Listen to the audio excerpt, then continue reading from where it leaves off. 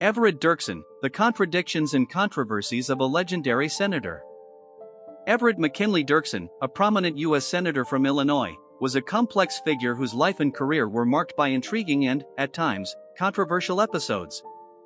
From his early years to his political maneuvers, Dirksen's story is filled with captivating details that shed light on the man behind the public persona. Fact number 1. Humble beginnings and personal life.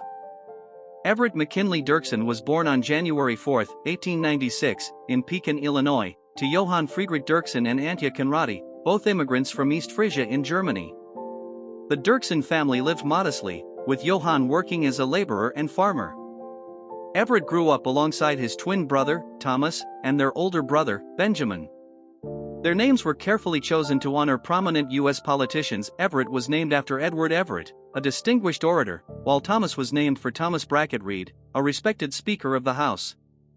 At home, the family spoke Low German, reflecting their heritage, while Everett learned English in school. From an early age, he displayed a sharp intellect and a natural gift for public speaking, participating in school debates and church activities. Despite his ambitions, life was far from easy. To support the family, Dirksen took on various jobs, including working at a corn refining factory. His strong work ethic and resilience became the foundation of his character. In 1927, he married Luella Carver, a music teacher with whom he had one daughter, Joy. Joy later married Senator Howard Baker, extending Dirksen's political legacy. Known for his warmth and storytelling, Dirksen maintained close ties to Pekin throughout his life, returning often to connect with old friends and neighbors. Number 2. The failed business venture. After serving as a second lieutenant in the U.S. Army during World War I, Dirksen returned to Pekin and sought a way to secure financial stability.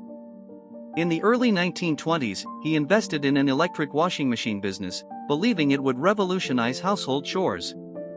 Unfortunately, the venture failed, leaving Dirksen with substantial financial losses. The setback was a humbling experience.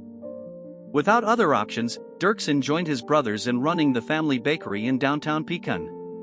Working long hours in the bakery exposed him to the challenges of small business ownership and strengthened his connection to the working-class community. Though this period was marked by struggle, it also played a crucial role in shaping Dirksen's understanding of economic hardship and perseverance. Number 3. The dramatic shift from isolationism. Dirksen began his political career as a staunch isolationist, reflecting the pre-World War II sentiments of many Americans. He voted against early aid to Allied nations, arguing that U.S. involvement would be disastrous. However, after witnessing the escalating global crisis, Dirksen underwent a profound transformation. By the early 1940s, he strongly supported the Lend-Lease Act and other measures to aid Britain and the Allies, stating, "Circumstances have changed, and so must we." His evolution from isolationism to international engagement reflected his pragmatism and willingness to adapt to global realities. Number 4. The McCarthy-era controversy. The early 1950s saw Everett Dirksen align himself with one of the most polarizing figures in U.S. politics, Senator Joseph McCarthy. A fervent anti-communist, McCarthy launched a series of investigations into alleged communist infiltration of government and society, often using aggressive and unfounded accusations.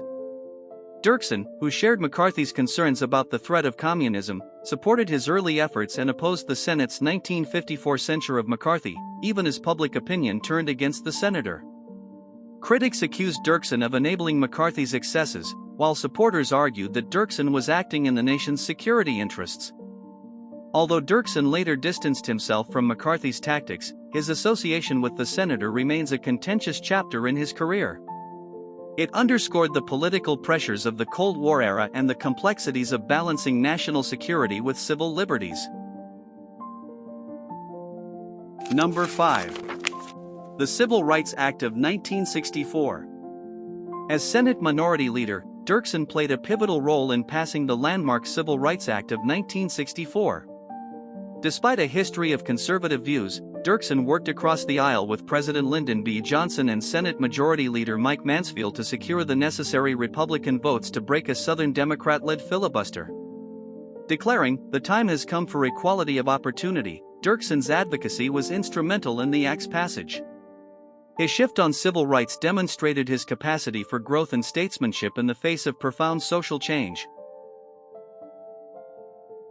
Number 6. The Grammy-winning senator. In a remarkable departure from politics, Dirksen recorded a spoken-word album titled Gallant Men, Stories of American Patriotism in 1967. The album, a collection of his dramatic recitations honoring U.S. history, struck a chord with the public, climbing to number 16 on the Billboard charts and earning Dirksen a Grammy Award for Best Documentary Recording in 1968. This unusual achievement showcased his charisma and ability to inspire through storytelling, making him a beloved figure outside the political sphere. His inclusion on Time's cover underscored his status as a national figure, admired for his eloquence, wit, and ability to navigate the complexities of American politics. Number 7. The Marigold Campaign. Dirksen's passion for marigolds led to an unusual campaign to have the flower designated as the national flower of the United States. In speeches, he extolled its virtues, calling it a flower in every color of the rainbow. Although his efforts ultimately failed, they earned widespread attention and endeared him to the public as a man with diverse interests. His hometown of Pekin, Illinois, honors his legacy with the annual Marigold Festival, a testament to his enduring affection for the vibrant bloom. Number 8. The Vietnam War support. Dirksen's unwavering support for the Vietnam War aligned him closely with President Lyndon B. Johnson's policies, reflecting his belief in the necessity of combating communism.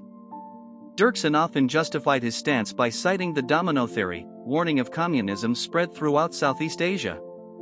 Despite growing public discontent, Dirksen remained steadfast, stating, "This is a test of our will and determination."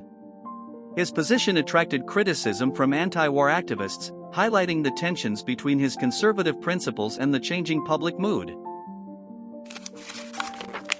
Number 9. The opposition to one man, one vote.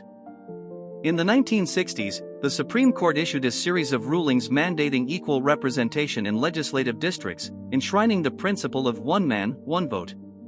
Dirksen fiercely opposed these decisions, arguing that they disrupted the balance of power between rural and urban areas. He introduced a constitutional amendment to overturn the rulings, warning that they would lead to the overrepresentation of cities at the expense of rural communities. Despite his efforts, the amendment failed, and the decisions became a cornerstone of modern electoral law. Dirksen's opposition reflected his commitment to traditional federalism and his concern for preserving the voice of rural America. Number 10. The unfulfilled presidential ambitions in final days. In 1944, Dirksen made an audacious bid for the Republican presidential nomination. Positioning himself as a dark horse candidate, he emphasized his Midwestern roots, fiscal conservatism, and leadership experience. However, his campaign faced significant challenges, including limited funding and a lack of national recognition. His platform failed to resonate widely, and he withdrew before the Republican National Convention.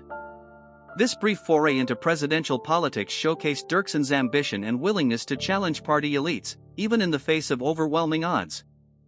After retiring from the Senate in 1969 due to declining health, Dirksen focused on spending time with his family and reflecting on his storied political career. Unfortunately, his health worsened in the following months. On September 7, 1969, Dirksen passed away at Walter Reed Army Medical Center in Washington, D.C., due to complications from lung cancer. He had been a lifelong smoker, a habit he had occasionally referenced humorously but which ultimately contributed to his illness. Dirksen's death marked the end of an era, as he was remembered as one of the Senate's most eloquent and influential figures. His legacy lives on in the Dirksen Senate Office Building, named in his honor.